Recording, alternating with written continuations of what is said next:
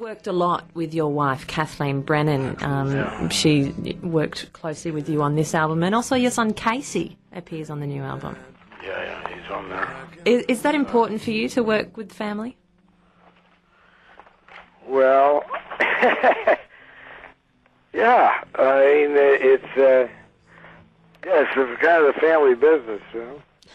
I guess around here, you know. So it's good, you know. I mean, he got paid, you know. I mean, he wasn't just, doing it because, like we're going on a family trip, you know. But you wouldn't have him on an album if he wasn't any good. He's a percussionist. He's a drummer and a percussionist, yeah. So it was good. The spread in ages was good because there was, my bass player's, I don't know, he's in his 60s and Casey's 18. It was a good, I thought it was a good balance.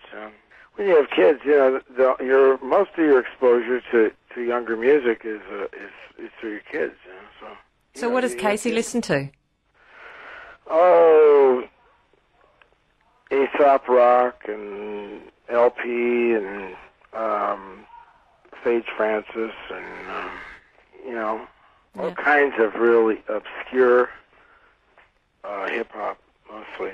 That's his world. And so it was a collaboration on some of those songs. I thought it sounded pretty good. Yeah, it's like cooking. You try it and see if it works. Do you cook? Do I cook? I make a few things pretty good. What do you make? Mostly I make chicken. I'm real good for the chicken. And, everybody likes my chicken. And, we're having chicken. They get me involved if we're having chicken. If we're not having chicken, forget about it. I'm not allowed. Are you a roast chicken man, or do you prefer pieces, breast or thigh? Well, gee, I dig a hole out in the yard, and I build a fire and the whole thing, and it's kind of famous around here, around the family. You have a big old barbecue chicken out the back or something? Well, first you have to catch the chicken, then you have to cut its head off, and then you have to take all the feathers off, and so you start at the beginning, Are these your chickens from your backyard? Are you serious when you're saying this? I think it was my chicken. or if it's not, I have a very unhappy neighbor. I think you can make parallels between different disciplines, whether it's working on a car or, fixing a TV or building a fire. My wife, she can take a truck engine apart, spread it out on a blanket, Wow. and put the whole thing back together. She's done all kinds of stuff. She sounds like an amazing woman, your wife. I've heard you talk about her in the past, and I suppose I'm kind of interested in talking to you about muses. I'm wondering if she is your muse, or if you find inspiration in other places. Oh, yeah, well, sure, yeah, I'd say she is my muse, she's like Flamingo, and she's quite something. And, when you're writing songs together, it's kind of like shooting off firecrackers, you hold it and I'll light it and you throw it. Actually, my dog wants to eat fireworks. It's the only dog, most dogs around here, on 4th of July, shooting off firecrackers, some will run away for 4 days. But not my dog. He will try to eat the fireworks as they're going off. And I don't understand why. I think he thinks that firecrackers are just light generated by water at night. That's what water looks like at night. Do you really think the dog is thinking that much, or is the dog just attracted to the sparkle? I think they do something probably much more important than thinking. Yeah? I think thinking is highly overrated. Tom Waits, your voice is so distinctive, and I'm definitely not the first person to have said that to you, I know that. But did it come from smoking too many cigarettes or drinking too much whiskey, or did it happen as a teenager, your voice broke and all of a sudden you started talking the way that you speak? Well, when I was a little kid, I wanted to be an old man. That was all I wanted to do.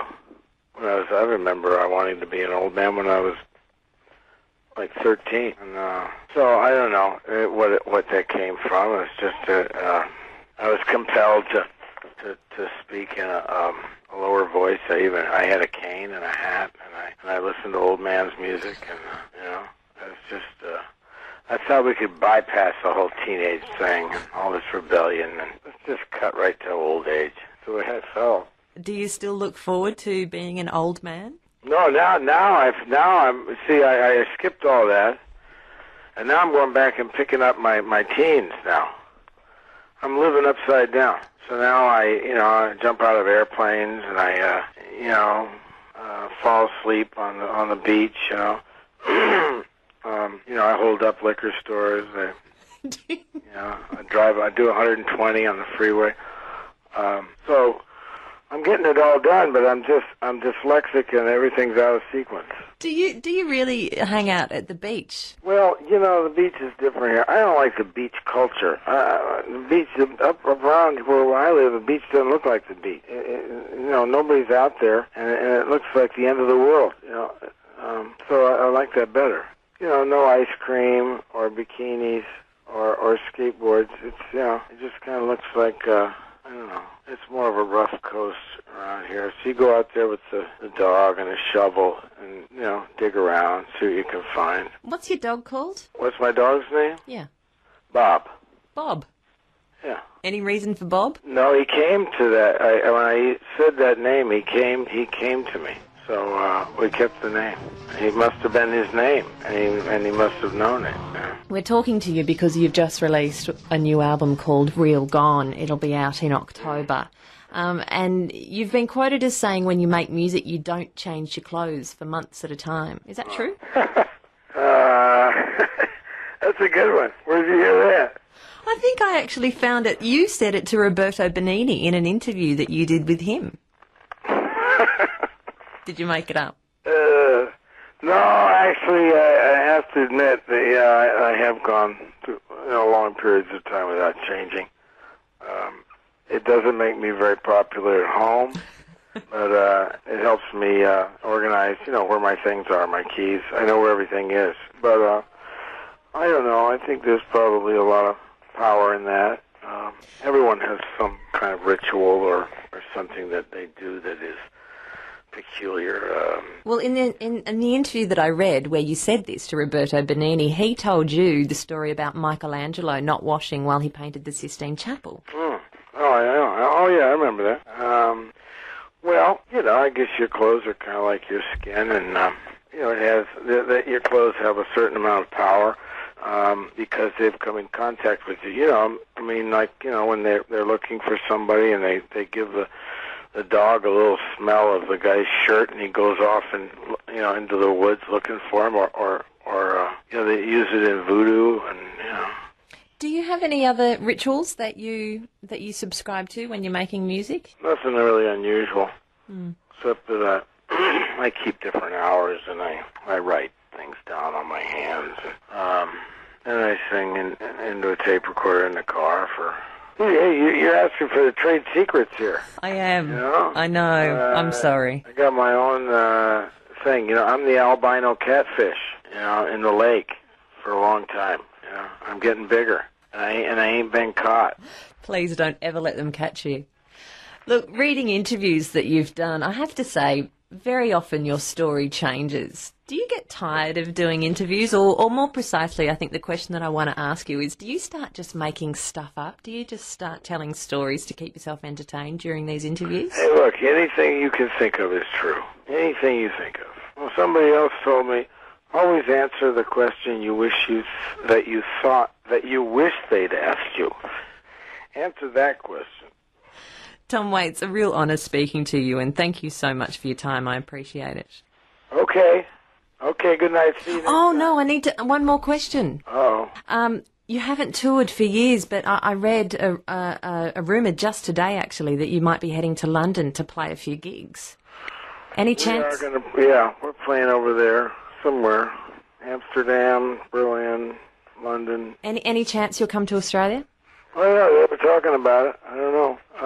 I don't know at this point. You know, I'm not really. I'm kind of grumpy on the road, so I don't go out for very long. It makes me too cranky. You know, I'm gonna play some shows somewhere. Well, if you could come to Australia, we would love to have you here.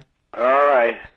And I do hope to see you soon. And once again, congratulations on The Real Gone. It's an amazing piece of work. Oh, thanks a lot. All right. Well, we'll see you down there.